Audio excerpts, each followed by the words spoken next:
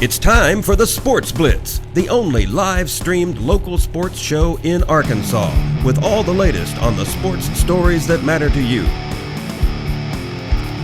Welcome into the Sports Blitz on a Wednesday. It's a good day because it's one day before the greatest day in sports. In my opinion, Thursday and Friday of the NCAA tournament, best 2 days, best individual days of sports all together. It's also the last day of winter, and the Hogs are still playing. Got an NIT win last night. I wondered, asked today, if the Hogs win last night makes you more interested in the NIT, which I hope. That's sort of a loaded question because Arkansas is still in it. You expect that you'll be a little bit more interested, but maybe last night gave you some hope that the Hogs, scoring 91 points and didn't particularly play all that well for long stretches of that game, can go on and have some success in the NIT. Does it make you a little more interested? So, well, we got a lot of stuff to talk about. We've got our sheets of integrity that we're going to talk about a little more. NCAA tournament bracket, man, it's going to be a good show. It is, Mark, and let's just phrase it right. Arkansas is in the Sweet 16 of the NIT. That's true. That's how I'm marketing it. I'm telling people Arkansas has made the Sweet 16. They did win against Indiana State last night. I agree with you. It was atrocious in the first half, to say the least. Unfortunately, Anthony Bell came out firing. He was hot, and he carried the team because the rest of it was pathetic. And when you look at this Arkansas team, Mark, the thing that jumped out to me was you saw everything that was Razorback basketball all in one game. Because what happens is when they play terrible and when they throw it away and jack up shots and do all the things they normally do, we wonder, man, where's that team that, against Ole Miss? And then we saw that Ole Miss team in the second half, the team that played against Ole Miss. So if you're watching last night, you saw what Arkansas basketball was. Clunky, turnover-oriented team that can get hot from time to time and beat people. That's what you saw. Anthony Bell, 28 points, 6 rebounds, had 6 threes. He was incredible last night. 11 of 13. It was one of those things where he felt like if he was shooting it, it was going in. And it also lent itself to me on Twitter, just ranting about how he wasn't getting the ball. It's funny, man. I know how that feels to just be like, I want the ball. Give me the ball. Get out of the way. I want to shoot it. And Anthony Bell, he's waving his hand. He's like, find me. And then they wouldn't find him for so many different possessions. It was frustrating to me. And I know you and I both tweeted the same thing. Whenever he scores like the first 11 or 10 or 11 points, they take him out. Yeah. Thinking, dude, you have a timeout, and then you sub in a whole new 5. Leave the hot hand on the floor and let him get, he ain't tired. I can promise you, when you're that hot, you're not getting tired. You're right. Especially for the first, 4 or 5 minutes of the game. Let him go and, shoot till he's hot and then shoot till he's not. And then take him out. I had some frustration with that, but in the end, Arkansas gets a 20-point win. Can't gripe too much about that. No, and that's the thing with Coach Anderson. I think a lot of people have had various things to criticize him about. Some of them are unjustified, in my opinion, but some of them are. And one thing about it, and we've talked about this on Monday, was riding a hot hand. When somebody is hot, put the rotation to the side a little bit and keep riding him. I feel the same on the flip side. If you know that somebody is dragging out there and they're not doing what they're supposed to do, don't be afraid to snatch them, even if it's only been 1 minute where they're on the floor. Don't be quick to snatch them. Also, speaking of snatching, what should have happened, and I think you know what I'm about to talk about, when you have a clown who dribbles through there and then throws the ball off the backboard to himself. Sit down. You not only need to chew him out, which I don't think he properly got chewed, he needs to be on the pine. And that's not what happened. I was a little disappointed to see Michael Qualls wasn't dealt with appropriately. Guy pulls his jersey up over his mouth so Coach doesn't see him laughing about the fact that he just threw the ball off the backboard in transition. It was just a few minutes before that Arkansas is up 7 points, and everybody's thinking, oh man, here, because they were up 16, even up to maybe 19, and they're just up 7, and here comes Indiana State. Can Arkansas hang on? Type thing, and Arkansas runs off. He's got an easy layup, and he might even get fouled and won, and throws the ball off the backboard. One of the most hideous looking things. At first, it looked like he might have just lost the ball, but then no, he didn't. Yeah. He was trying to throw an alley-oop, and it looked like he was trying to throw it to somebody who wasn't even open. There was an Indiana State player between him and the person he was passing it to, and it was just hideous. But that's neither here nor there. You got 28 points from Antoine Bell. You got a double-double from Bobby Portis in one of the worst games I've ever seen him play. Oh. He had 10 points and 13 rebounds. 6 of those rebounds were off his own missed shots. He had several turnovers, 3 turnovers there. It seemed like they were right in a row. And here we are talking about a 20-point win and a double-double and all these bad things. I think Arkansas can play much better. Overall, they scored 54 points in the second half.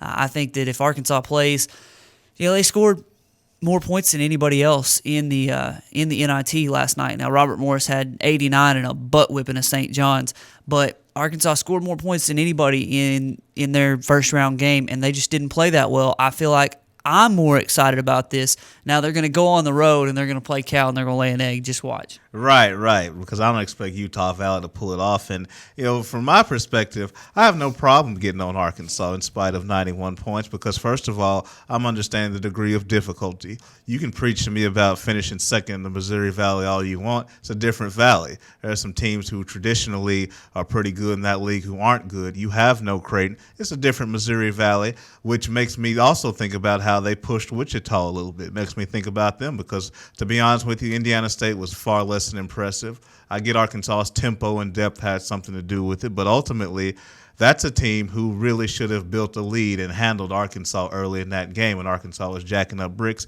and they didn't. So when I factor in the degree of difficulty and understanding what Arkansas has to do and who they need to beat ultimately to get to New York for the Final Four, I think that's why they're open for criticism. And as you said, against Cal, or that's more the likely team they'll play, they're going to have to come up with a little bit better performance in the first half. I'll say this bracket was affected by last night's game.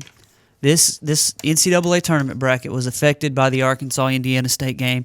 I'll tell you why. Here in just a little bit. That's exactly why. Because, if Arkansas can handle a team honestly, watching that game, did Indiana State look good to you? Because they didn't to me. They didn't look like they were much of anything, and they're the second best team in the Missouri Valley. The first best team, undefeated 1 seed Wichita State. I know they went to the Final Four last year. It left something to be desired from that conference. I don't know that that's fair, but that's just the way it is. And I've got Wichita State going down in the second round now. And look, I don't blame you whatsoever. I mean, I get the Final Four, but understand if you take the same bracket and you played it over 100 times, you're going to get almost 100 different outcomes. So that particular playing of the bracket saw Wichita State advance. Wichita State could have lost in the first round to I can't remember whoever they played in the first round. Of course, they beat Gonzaga. So and things can happen. Getting to the Final Four, I think it helps. It's a good thing for experience. But in terms of leaning on that solely, I'm still not so. I think Kentucky, if they figure it out with their talent and athleticism, I think it's going to be problems for Wichita State. We mentioned 28 from Antoine Bell, 10 points from Bobby Portis. You also had 13 from Alandis Harris, 10 from Cody Clark, 11 from Michael Quall. So you had 6 guys in double figures. And you didn't really get much scoring from anybody else, but that's neither here nor there when you score 91 points. They out-rebounded Indiana State by 14.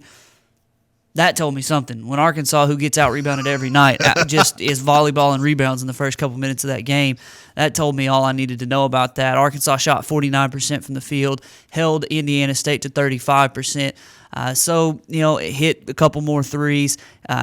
Only took 5 more free throws, but made a couple more, 73% from the free throw line. Arkansas did what it needed to do to win the game, and now, second round of the NIT, and I asked the question, Sweet 16 of the NIT.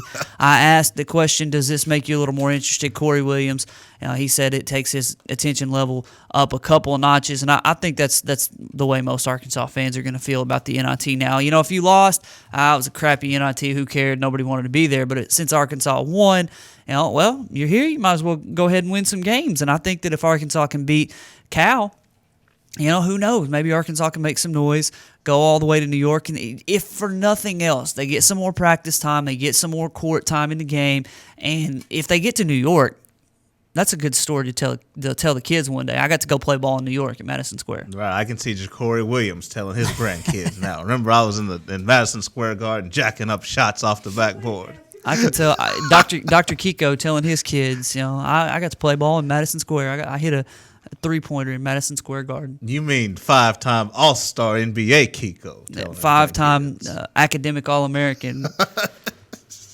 Oh. All right, let's turn the tables here to our local sports look. Got some information on the banquet, the Brightest Stars banquet. Been hearing from coaches from around the area. I have contacted each athletic director, and I know that each coach has at least had the opportunity to see the email one time. Each athletic director is going to send it around a couple more times. I've got, I think, 22 submissions right now. There should be several more.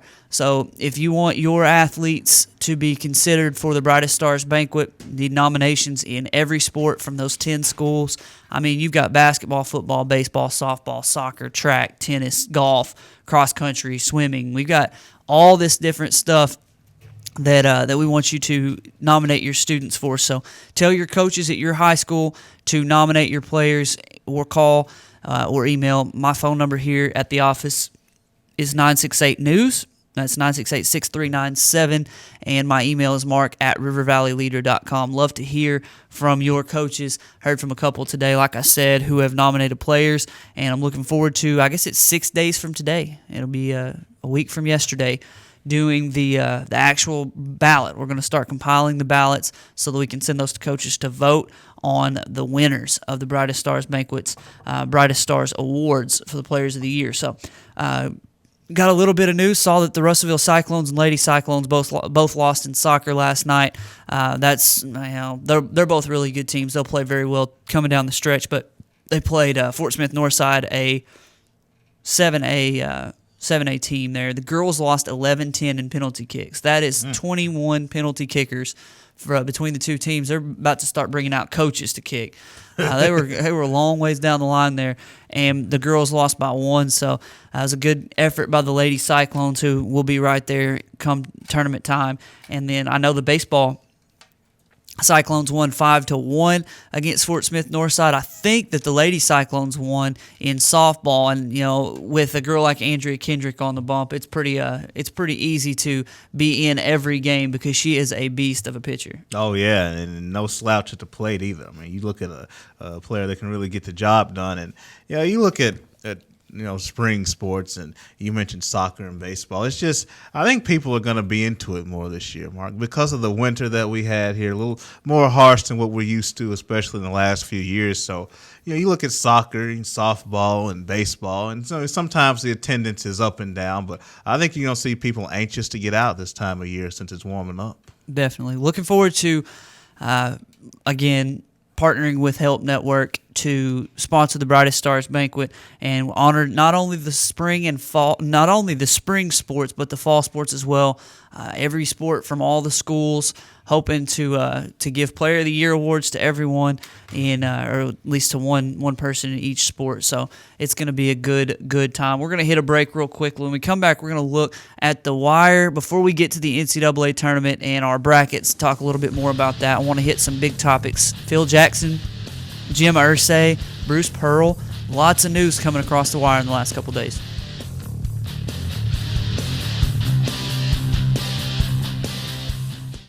Hi folks, Richard Roberts with Cogswell Motors in Russellville. We've been in business since 1949. A dealership doesn't stay in business that long under the same ownership unless you're doing something right, and that's taking care of customers. We have the largest selection of new Ford, Lincoln, Mazda, and pre-owned vehicles in the River Valley. So if you want the most for your trade, the best interest rate on financing, and the best price on a new or pre-owned automobile, come to Russellville and see us. We're at 1900 East Main, or visit us on the web at cogswellmotors.com. If you didn't count on KARK4 today this morning, here's what you missed. Updated news. Police continue searching for suspects after a home intrusion overnight. Developing stories. There's another piece of presidential history turning up here in Arkansas. And weather and traffic on the force. Friday night, Saturday morning will bring us our next chance rain. Every 10 minutes. Around the clock. Making your day easier. So rise and shine and count on. Count on. Count on KRK4 today. RiverValleyLeader.com is the #1 local source for instant news in the River Valley, offering HD video and live streaming along with top-notch coverage of all the news and events around the area. The River Valley Leader is the only place to go for all the information you need. Check out the newest local business featured on the site, as well as police news and coverage from important meetings, along with the personal stories, all at one convenient click. Check out RiverValleyLeader.com. Today, there are more than 20 brands of cars being sold in America. So to be noticed, Ford and Cogswell Motors have to go further than anyone thought we could. How does Ford stand out above the crowd? Not just with plug-in vehicles like the new 2013 Ford Fusion Energy that gets a projected 100 miles per gallon equivalent, but also with a line of gas vehicles equipped with the innovative EcoBoost engines combining power and efficiency, plus a full measure of technologically advanced features. We invite you to stop into Cogswell Motors today. We go further than anyone thought we could, so that you can go further too.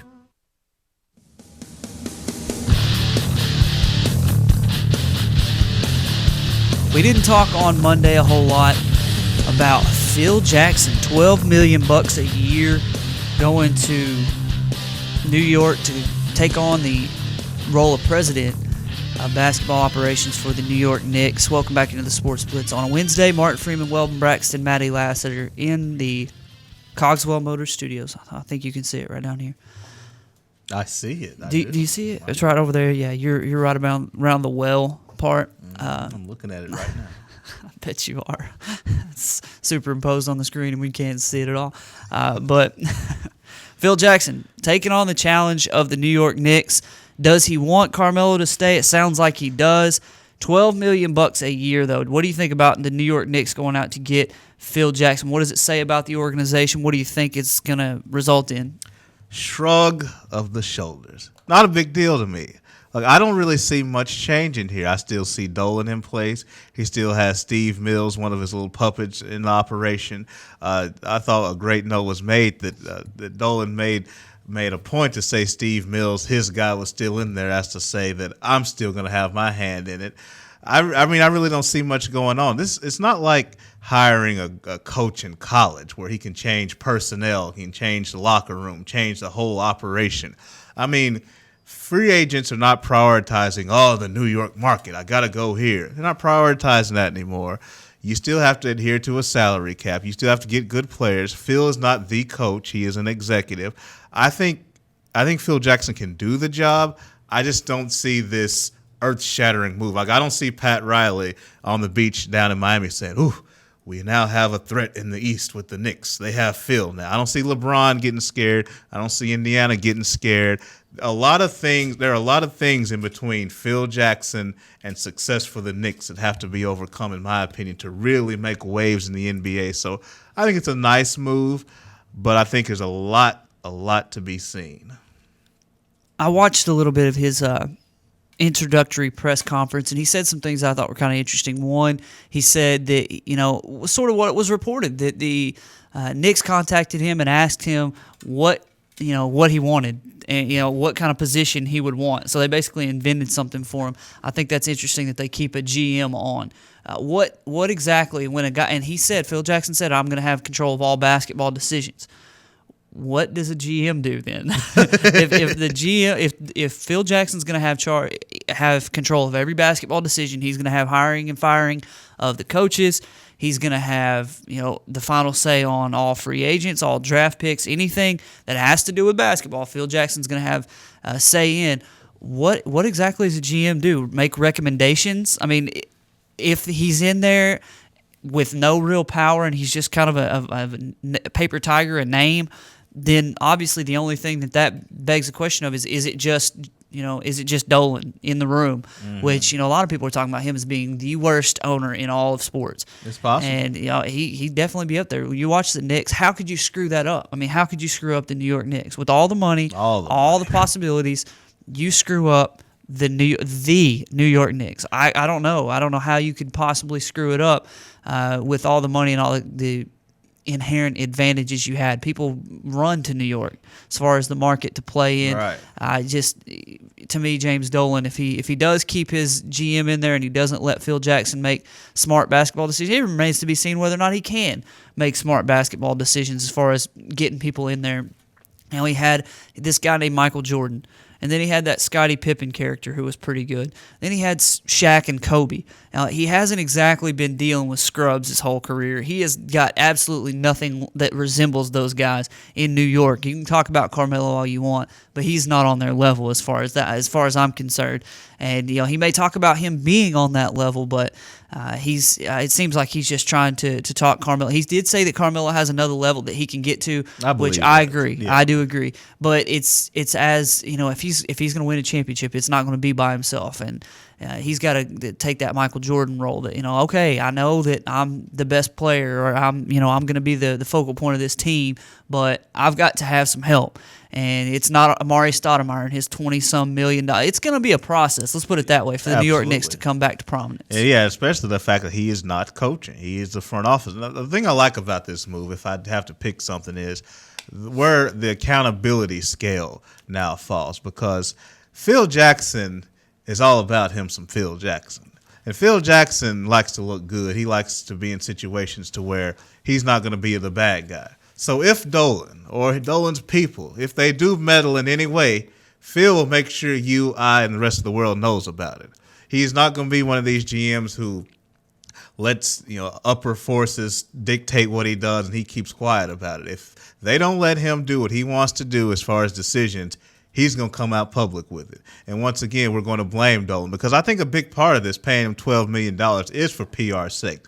You're talking about a team or an organization last week who had fans protesting outside the league office, the team's offices, because they were so bad. They know in that city they need PR help. Certainly Phil Jackson's name attached to your organization gives you credibility. Okay, but then you got to back it up, because Phil will rip the carpet right out from under you if you try to undercut his authority. He will let the public know that you're meddling. That'll backfire. All right, let's move on to the NFL. We want to get to college basketball here in just a minute, so we're going to transition smoothly from the next one. But this is a look at the NFL. We talked for the last week or so about free agency, and we sort of swept this one under the rug because it happened. News broke a little bit after we got off the air. Jim Irsay, Colts owner, voluntarily checked himself into a highly respected healthcare facility to undergo treatment. The team announced on Tuesday. This is from an ESPN.com story. He faces now 4 felony counts, possession of a controlled substance after being arrested on suspicion of intoxicated driving in the northern Indianapolis suburb of Carmel late Sunday. Bad deal for Jim Irsay, a bad look for the Colts. Looks like Roger Goodell is going to have to come down on him, but he's sort of calm with the preemptive strike going to some sort of voluntary healthcare treatment. Yeah. If you look at his mugshot, though, well, now I won't mention what I see a lot of mugshots around here, and I see a lot of folks on drugs. I won't say what I think it looks like he's on, but if you look at that picture, you can tell that there's some bad drug use going on in Jim Irsay's life, and it's causing a health effect on him. It looks like Roger Goodell is going to have to come down pretty hard. A couple of things. I was telling Maddie before the show. I always knew Jim Irsay was the kind of guy that if you were at home bored and needed to go out and have a good time, you would call Jim Irsay. He always gave that vibe to me that he knows how to go tear up a town. And I never saw any evidence of it. I just got the feel. And obviously, we have this situation. But here's my bigger point. I told Maddie this too before the show. The whole rehab thing, I'm kind of over it. And here's why. If Jim Irsay, drugs in his system, whatever he was doing, alcohol, whatever, if he had made it all the way home, what would be the outcome of it? He would have gone to work. He would have been the owner of the Colts. He would have went through his day-to-day operations. We act like when somebody goes to rehab that it means that they can't function, that, now that we found out about it, they can't function. They have to be away for 6 months. Who's to say this was the first time Jim Irsay was doing this? He was probably had these issues all along. My point is, it's just funny the way we look at rehab, like, he finally reached the end before he committed himself. No, Jim Irsay probably has gone home in that state many a time. He just got caught. And just got caught doing it. So the whole rehab thing, I think, is like you said, more of a preemptive league thing. It's not he hit the wall and finally needed help. He's probably done this over and over again. He just got caught. And that's why it looks like, man, look at that picture. Just go Google his picture from his mugshot, and you'll know what I'm talking about. It says that he could face 6 months to 3 years in prison on each count of those 4 felony charges. Schedule 4 drugs, which is what he was allegedly found with, such as those he was caught with include Xanax, Valium, Ambien. Those are considered to have relatively low risks for abuse or dependency. That's not what it looks like he was on in that picture, but, well, I mean, I can just say from being around this area and watching a lot of Breaking Bad, it looks like he was on something else. So you said this area. I was about to say, I've been on rivervalleyleader.com. I thought Jim Irsay was one of those people. It's a shame, man. It's a shame that some folks let that stuff get into their lives. But, you think about the life that he leads as far as, being going 24/7. You want to be going 24/7 and up and at it all the time. There's an easy way to get that taken care of chemically. I think he likes to have fun too. I think he likes to. He's a workaholic, but I think he likes to, make it Pac-Man, make it rain too. He wants the Little Wayne, huh? Yeah. All right. Finally, in college sports, it was announced yesterday. It came about pretty quickly that Bruce Pearl is named the new head coach at Auburn.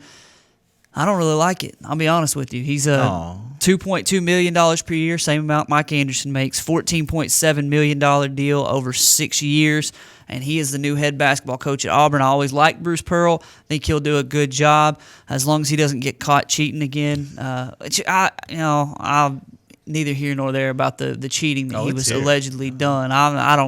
I didn't see that as being a huge deal as some people did, but I got him the show cause penalty from the NCAA, and it looks like he's going to be the new head coach at Auburn, and now Arkansas is going to have to compete against another good coach. Weldon, you like the move for Auburn, and you like the move for the SEC as far as coaches go. I love it. Look, this is a bad basketball league. There's just no other way to put it. SEC is bad.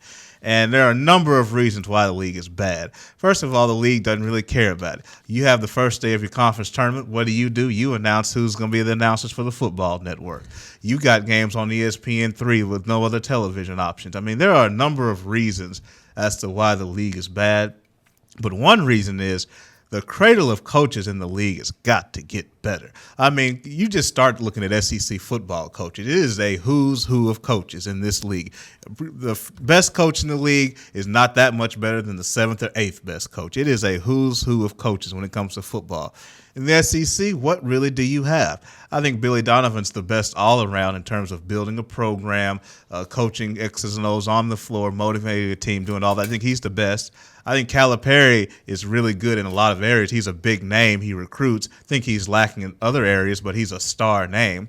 You get past Donovan and Calipari, what really do you have in this league? You got a lot of average coaches.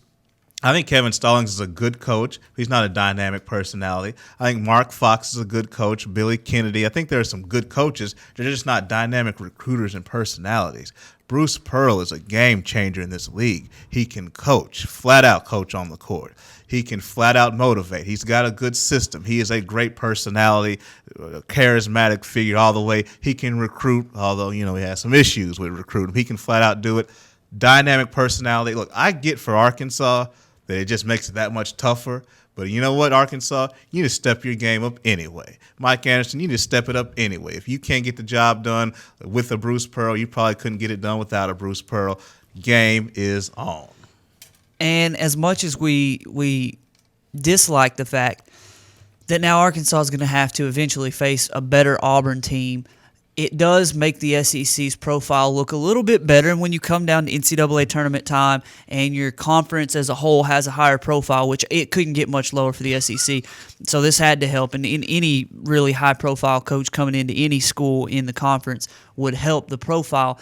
Maybe in the next couple of years, if Auburn gets better and Bruce Pearl does help raise that profile, Arkansas gets a longer look. Now this year, they crapped a bed and they lost their chance at the NCAA tournament because of the Alabama and South Carolina games. But if they say they had won the Alabama game and they'd been just right there on the very edge and on the inside of the bubble when they lost to South Carolina and just been right there, maybe if the SEC was viewed as a little bit of a stronger conference, they get into the tournament. I know that because they lost those 2 games, they lost their chance. But maybe, just maybe, years from now, we'll be looking back at this hire and saying this is what helped the SEC get over the hump as far as getting back to a conference that people respected and that the committee saw a little bit more, gave a little bit more weight to and got some more SEC teams into the tournament. So maybe from that aspect, it can be a good thing for the Arkansas basketball program that Bruce Pearl comes into the SEC. I'm still hoping that Auburn's terrible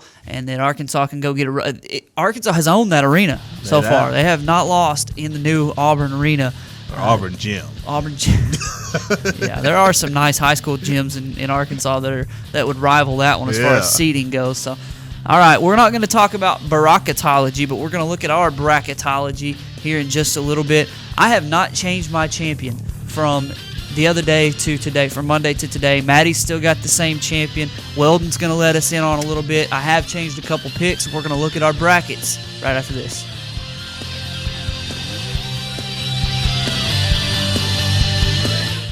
Hi folks, Richard Roberts with Cogswell Motors in Russellville.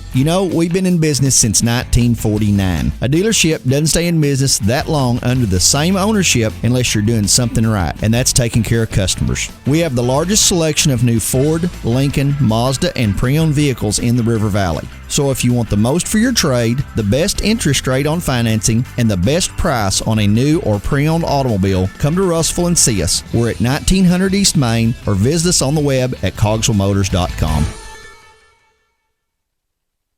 If you didn't count on KARK4 today this morning, Here's what you missed. updated news, Police continue searching for suspects after a home intrusion overnight. developing stories, There's another piece of presidential history turning up here in Arkansas. and weather and traffic on the force. Friday night, Saturday morning will bring us our next chance rain. Every 10 minutes. Around the clock. Making your day easier. So rise and shine and count on. Count on. Count on KRK4 today. RiverValleyLeader.com is the #1 local source for instant news in the River Valley, offering HD video and live streaming along with top-notch coverage of all the news and events around the area. The River Valley Leader is the only place to go for all the information you need. Check out the newest local business featured on the site, as well as police news and coverage from important meetings, along with the personal stories, all at one convenient click. Check out RiverValleyLeader.com.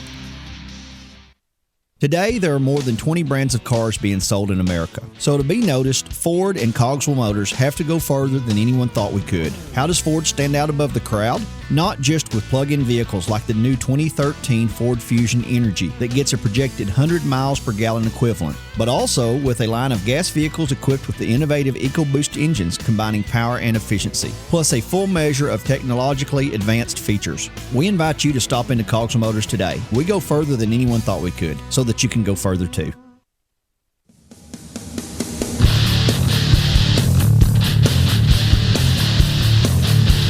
Maddie, where's our NCAA tournament music? I don't know. It's like CBS.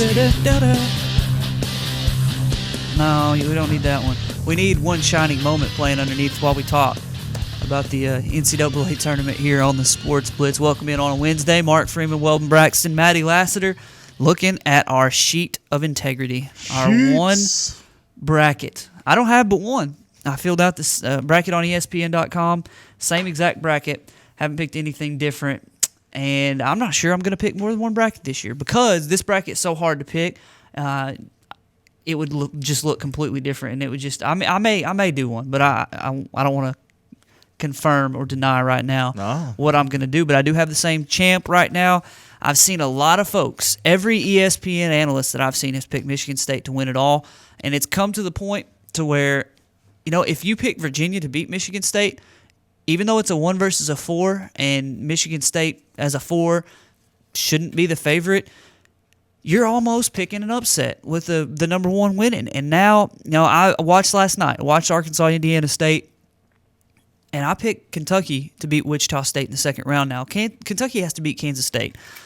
But if they were to get that done, I've picked Kentucky to beat Wichita State because I didn't like what I saw from that conference last night. Fair or foul, I've changed some things up based on that from what I mentioned the other day. And, I talked about some check with me games, and there are still some of these that, these are written in pen, but I can mark out and get started before the bracket goes, before the games start. I've decided that the winner of Iowa-Tennessee is going to beat UMass. I think Tennessee is going to win against Iowa. I think they're going to beat UMass. I also think that Stephen F. Austin is going to find a way to beat VCU. All that talk from Shaka Smart, it's going to come back and bite him in the butt this week. Now, he's talking about Coach K, but all that talk, I'm going to bring a little bit of negative attention to him, and a team that hadn't lost since November, I think is going to nip them in round one, and I'm calling it round one. I don't care if you like it or not.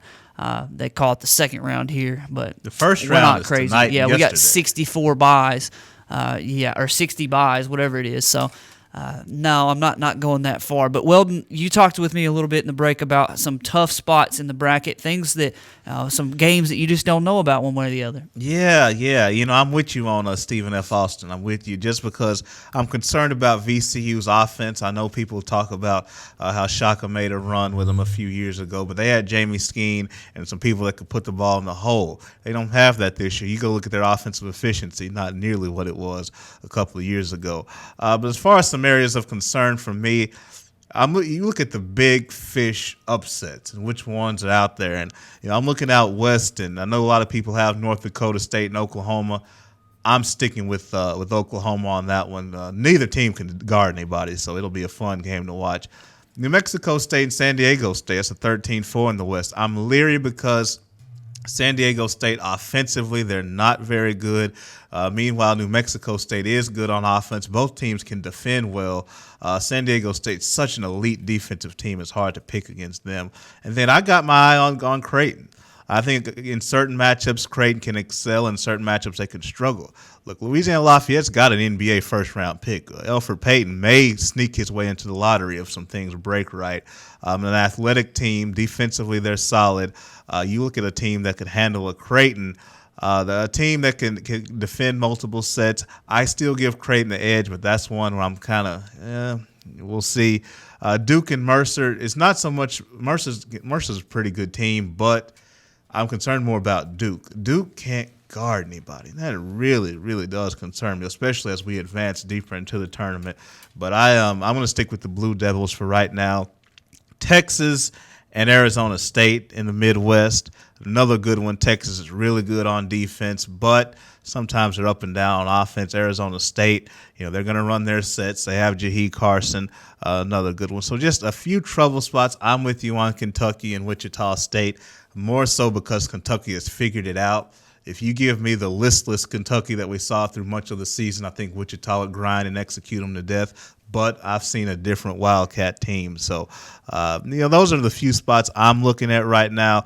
I like the Mayor in Iowa State, Villanova. That'll be a good one. I'm thinking about going against the Mayor. I'm going back and forth on that one. And I really want to pick Virginia over Michigan State. I'm telling you, what I've tried to do, and this is just a little bit of, and I've heard a lot of people talk about, come to us and we'll tell you how to fill out your bracket. I'm not going to tell you that we know how to fill out a bracket, but I will tell you that one of the biggest things, and I've been in a lot of bracket pools, I've only won one of them, and I've been in the final five, the top 4 or 5 in nearly every bracket pool I've ever done, and there's one reason that I believe I've done that. One thing you've got to understand when you fill out the bracket is that you can't make mistakes that will cost you all the way down to the end of your bracket. You can't pick an upset in round 1 against a team that goes to the Final Four. Right. You just can't do it. So you've got to make decisions that you think if I'm wrong here, it may just cost me the one time and not 2, 3, 4, 5 times down the bracket. I'm looking at my bracket, and now we can't tell you for sure if this is going to happen because we don't know until the games are played. That's why they play the game. But it looks like in my bracket, Weldon, that I've picked some games. I've got Baylor beating Creighton. Well, I've got Baylor losing to Wisconsin in that next round. So if Creighton was to beat Baylor and then lose to Wisconsin, I've only cost myself one game. I'm not making mistakes that I think can compound and cost me. The problem comes in when you pick, like I picked Stephen F. Austin. If VCU goes to the Elite Eight, I have hosed my bracket. I can't make big mistakes like that. So there are things that will cost you in a big way. If you can luckily land one of those, Wichita State 8 seeds to the Final Four or whatever they were, 8 or 9, or Florida Gulf Coast. Which if you told me you picked that, yeah, right.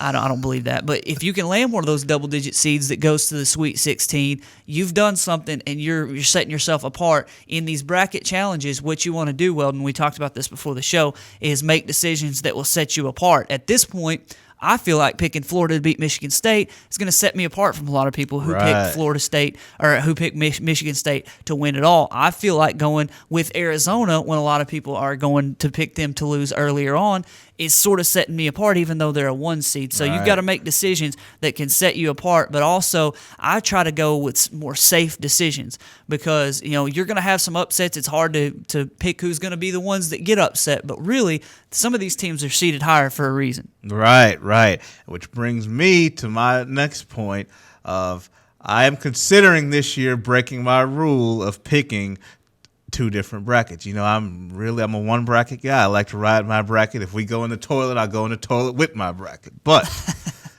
Warren Buffett wasn't giving away $1 billion the last few years. So things are different because I feel like your Warren bracket is different than your pool bracket. If you're trying to win a pool, there are some different philosophies that you have. I think, Mark, what you're saying, it's a good pool philosophy. You go with what Mark said, you have a really good chance to hang around and win your pool. But I think if you're trying to win that billion, which if you don't know it by now, you got to be perfect. You can't miss a game. You got to be able to step out there. And yes, you may get some picks wrong that may cost you in the Final Four all the way through. But at that point, who cares? You've already lost it. You missed a game. So that's why I'm thinking about 2 different brackets. The pool bracket, which I'll be more like what you just described, and the Warren Buffett bracket that'll get a little more crazy and a little more spicy. I'll just tell you this, 1 in 9.2 quintillion chances to win your bracket, win the $1 billion. You'd be just about as likely to get them all right just picking like this. So honestly, if you're going to do the $1 billion bracket, and I don't think it costs anything to get in, you might as well just let your wife pick it. And that's no offense to my wife may beat me this year in bracket challenge, but that's just because she's going to pick by the colors and the mascots. And, I think a lion would beat a giraffe or whatever it is. So, look, NCAA tournament, like I said, Thursday and Friday, the first 2 days of the NCAA tournament, the best 2 days in all of sports. You've got 32 games, 16 a day, just constantly running, and you get to follow your bracket. I'll never forget being in junior math class, and that's probably why I was such a terrible math student, but I was sitting up there by the coach, and I won't tell you which one it was, Coach Dugan at Clarksville, that I got to sit on his computer and watch. Now, this is back in the day. This is like 2001, 2002.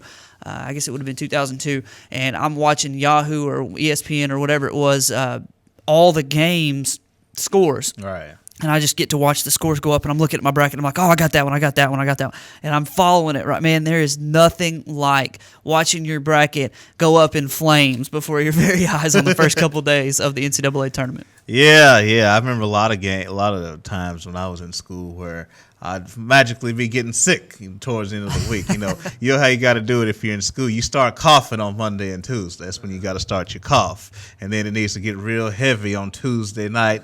And then, in Wednesday, you're at school, you're dragging. Really what you need to do on Wednesdays, you need to get checked out early. That's how bad it needs to be on Wednesday. If you're not ready to get checked out sick by Wednesday, you're not doing it right. It's unbelievable. So start coughing on Monday and Tuesday. So right now, get sick. Yeah. Just saying. Yeah, it's Wednesday. You need to be checking out from school today. You should have been coughing yesterday and Monday. You need to be getting checked out early. Stomach hurts, and then stay home the rest of the week. That's what you need to be. Yeah, whenever they put your symptoms together, they don't need to find out that you've got the bubonic plague or whatever it is. Oh, my stomach hurts. My eyes are watering and I'm coughing. You put all these things together. WebMD says you got the bubonic plague. She ought to be dead. You've got the flu and triple pneumonia. Oh, man. All right. We're going to hit a break. Today's poll question, the CrossFit Russellville poll question: did Arkansas's performance last night make you more excited about the NIT? Corey Williams says it raised his interest a few notches. Dustin Zeeler, a friend of mine, said I'm actually a little less excited. Didn't like the focus or the effort that Arkansas showed last night. So there are a bunch of different opinions about this. Well, actually, there's only two. There's either more excited or less. But we'll talk a little bit about the Arkansas-Indiana State game and some Razorback sports in our Hog Talk segment right after the break.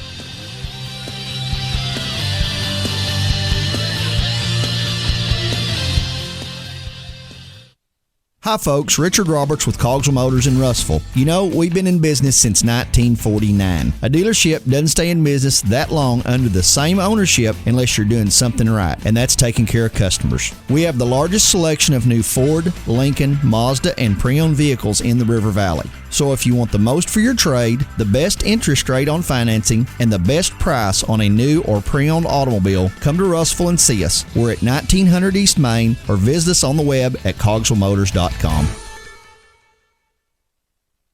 If you didn't count on KARK4 today this morning, Here's what you missed. updated news, Police continue searching for suspects after a home intrusion overnight. developing stories, There's another piece of presidential history turning up here in Arkansas. and weather and traffic on the force. Friday night, Saturday morning will bring us our next chance of rain. Every 10 minutes. Around the clock. Making your day easier. So rise and shine and count on. Count on. Count on KRK4 today. RiverValleyLeader.com is the #1 local source for instant news in the River Valley, offering HD video and live streaming along with top-notch coverage of all the news and events around the area. The River Valley Leader is the only place to go for all the information you need. Check out the newest local business featured on the site, as well as police news and coverage from important meetings, along with the personal stories, all at one convenient click. Check out RiverValleyLeader.com. Today, there are more than 20 brands of cars being sold in America. So to be noticed, Ford and Cogswell Motors have to go further than anyone thought we could. How does Ford stand out above the crowd? Not just with plug-in vehicles like the new 2013 Ford Fusion Energy that gets a projected 100 miles per gallon equivalent, but also with a line of gas vehicles equipped with the innovative EcoBoost engines combining power and efficiency, plus a full measure of technologically advanced features. We invite you to stop into Cogswell Motors today. We go further than anyone thought we could, so that you can go further too.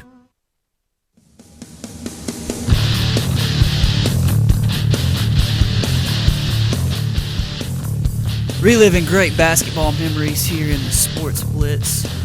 Cogswell Motors Studios. Mark Freeman, Weldon Braxton, Maddie Lassiter. Busy time in sports right now. You wouldn't think so with all the football is over and the NCAA tournament and Arkansas is not involved, but they are still alive in the NIT, the now important tournament, as Arkansas goes to the second round, face the winner of Utah. Is it Utah Valley State? Is that who it is? Utah Valley. Yeah. Utah Valley and the Cal Bears. We played Utah Valley in flag football once in a tournament. Oh, yeah? Yeah, they wore Under Armour, everything. They called themselves the Under Armour All-Stars from Utah Valley. No, we lost. We couldn't bring most of our team. We were the number 2 team in the country. We go down there and get our butts kicked twice. Made me mad. But, yeah, we played this Utah Valley team that we'd have beat by 3 touchdowns if we had everybody. Yeah. So I'm hoping that Cal beats them by 1 million. No, actually, I hope that Utah Valley wins so that Arkansas can host. But that's just my memory of Utah Valley. I didn't like those guys. So, well, we do have Hog football starting spring practice. They had some interviews yesterday. Open. I don't want to say practice, but open practice is sort of closed. But there is some practice report information. Our boy Ched, Ugly Uncle Carpenter, talked a little bit about spring football practice. Brandon Allen's still getting the bulk of the reps. They act like he's healthy right now. It's his job to lose as far as the quarterback goes. Yeah, I mean, it's what you would expect early on. Brandon Allen's experience. He's got a lot of things to show. He got hurt early. That's one thing I will say in his defense. was that we didn't see him healthy for much of the season. It's not like he was playing healthy the first 3 quarters of the season and was just bad, and then the rest of the way he was injured. He got injured early against Southern Miss. And so when you look at playing the majority of the season, missed the Rutgers game, we certainly remember him missing the Rutgers game because, Lord, we had a linebacker out there playing quarterback.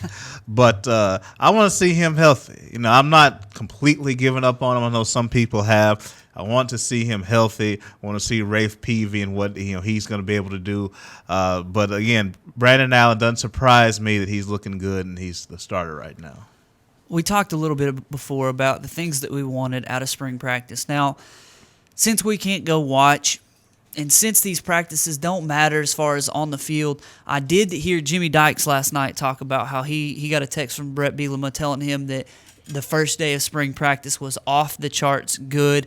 What does that mean in spring practice? Well, it means that you get what you expected from the guys as far as effort and focus on the first day. You see some of these guys who have put on good weight or lost bad weight, gotten faster, done whatever, and whatever that coaches asked them to do in the offseason. You see that sort of come to fruition on the field in spring practice.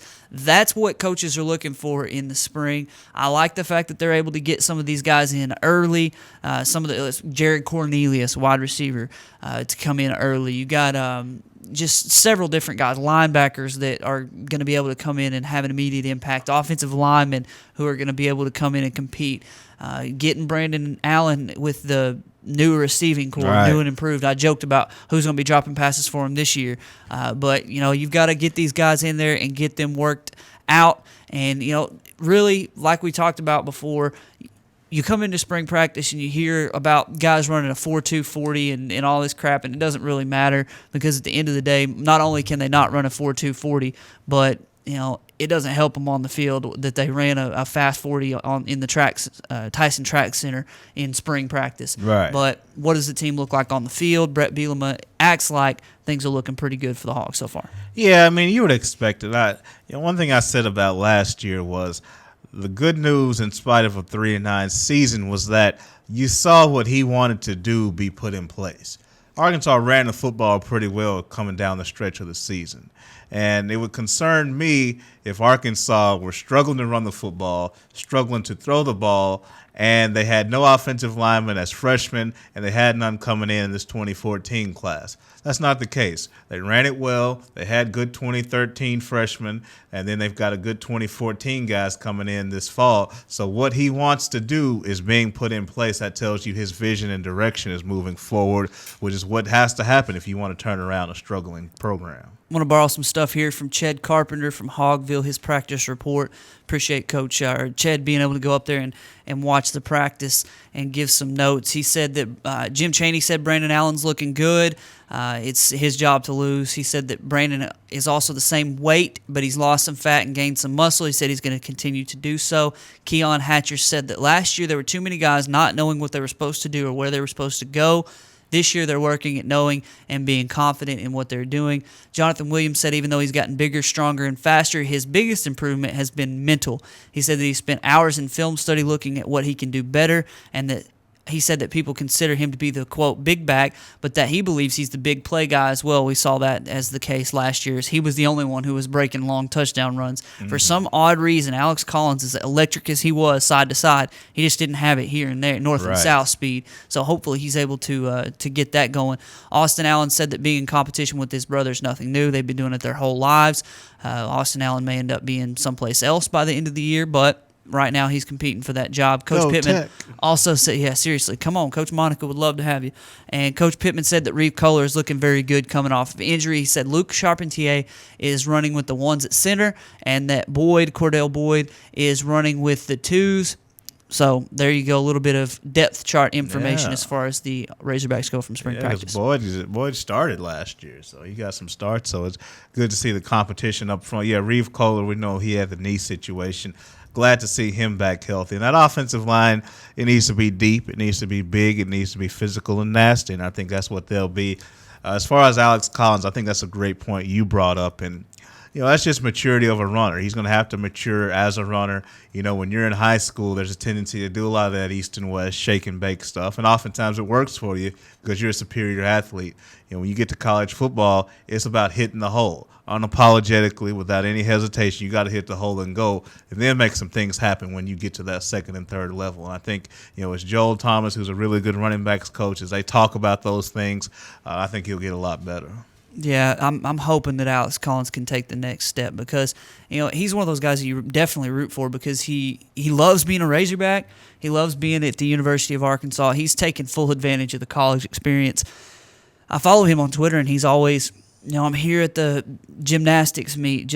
I know why he's at the gymnastics meet, but he's supporting his local athlete, his fellow Razorback, going to the softball game, going to the baseball game, going to the basketball game. He's just taking it all in. He seems to be, and he and Jonathan Williams, two of the best recruiters Arkansas has had in a long. More Jonathan Williams.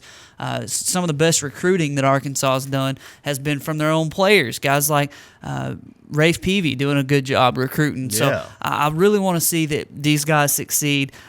I know selfishly I want to see them succeed because I just hate watching them lose, but it's nice to see good guys finish first for once in a lifetime. I'd love to see the Razorbacks play well this year. Like I said, though, we need to temper our expectations. 6-6, I'd be happy with that. Oh, yeah, no question about it. I mean, their schedule does allow for that, I think.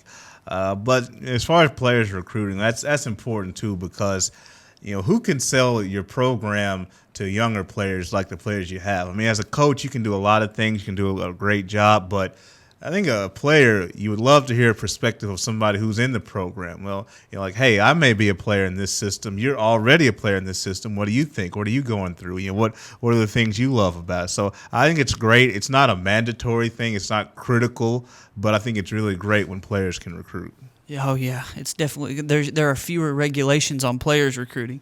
They just go out and do it. Come on, play with me, rather than coaches going and Bruce Pearling themselves. All right, let's close up shop for the day with a little bit more NCAA tournament talk. Maddie, you sticking with Florida? Florida Gonzaga?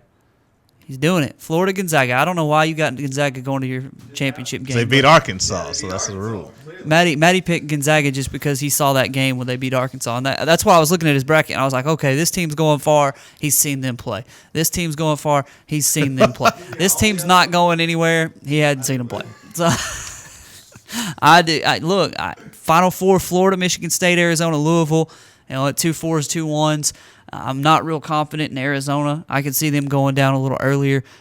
Wisconsin to me, bleh, watching them play is just super boring.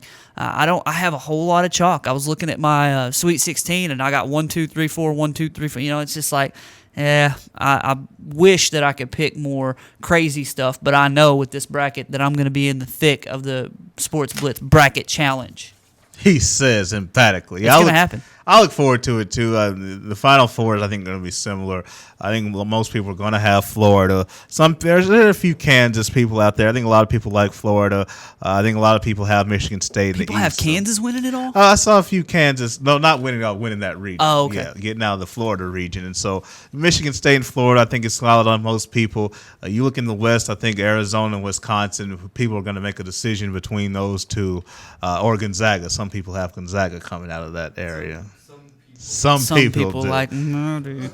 Yeah, I was just going to say real quick, the Midwest is what's a little bit open. A lot of people have Louisville. Some people have Michigan, maybe some Dukes, some Wichitas. So that one's a little more open than the other ones. Weldon changed his mind the other day. Right before the show the other day, I came in and I just saw a Michigan logo right in the middle. He picked them to win the national championship, and he switched it and flipped it right in there last minute. Hey, what day was that? Was it Monday? It was Monday. When the brackets do? Are they do that Monday? No. No, I just like how he did. He's just like, this is organically how it happened. That's how right. Gonzaga gets to your national championship game. Just let it roll. You guys owe me if I'm right. If Gonzaga makes the national championship game, I will buy you a CJ's Burger. Double. It's sponsored by. I will shake your hand if Gonzaga wins it. That's about all I'm gonna do. If Gonzaga makes it to the national championship game, man, you do deserve some love. So, little John Stockton, I guess it's David, little David Stockton, come up here and shake your hand. All right, we've got to get out of here, man. I'm looking forward to a good day. What time's the first game? Usually around like 11. Yeah, it's usually, well, I guess this one says 12:15 p.m., but I think these are all Eastern time, so it'd probably be 11:15. Man, about the time we would be starting the show. We were trying to, and I mentioned some possible breaking news. We were trying to find a place. We talked with a couple folks about doing a live remote like we did last year, and we had not heard back at the time we came on the show. So Nobody wants us. We will make sure whether or not we are going to do a live. Yeah, we're just too big time, and they don't have that much room, and they just, I don't know if they can support the traffic that's going to come through from us being there, but we looked forward to possibly doing something as far as the NCAA tournament first day goes, because, man, there is just nothing like the NCAA tournament first day, and we can drive some traffic to a local business. I think that'd be good, so we'll talk a little bit more about that with the powers that be, and we will decide whether or not we'll do that. If not, we'll be here on Friday. We'll be updating you on games as they begin on the second day of the NCAA tournament. Talk a little bit more about the Brightest Stars Banquet, just a few more days so that coaches can nominate players. Please, please, please pressure your coaches to nominate players in every sport. This is a big deal, and it's a big opportunity for your local athletes to be recognized for their accomplishments. We want to do that, and we want to do it right. So have them email me, mark@rivervalleyleader.com, or call 968-NEWS. to talk with me about that. Love to hear from them. So that's all the time we've got for today. For Weldon and Maddie, I'm Mark saying so long, and go fill out your bracket. One bracket, sheet of integrity. Take a picture of it, send it to us, put it on our Facebook page, facebook.com/sportsblitz. And let us have some accountability together. Go join our ESPN bracket challenge. Go to the ESPN Tournament Challenge, search the Sports Blitz, password all one word, the Sports Blitz. You can join our bracket pool, 16 of them in there right now. No prize this year, doing work on this bracket, or not on the bracket, on the banquet, so I haven't been able to get a prize, but we want you to join in with us, and we'll give a shout out, maybe interview the winner. I'll be interviewing you, or you'll be interviewing me, most likely. You had it right the first time. We'll be back on Friday at 11 to talk more sports with you. You guys have a good day, and we'll see you Friday at 11.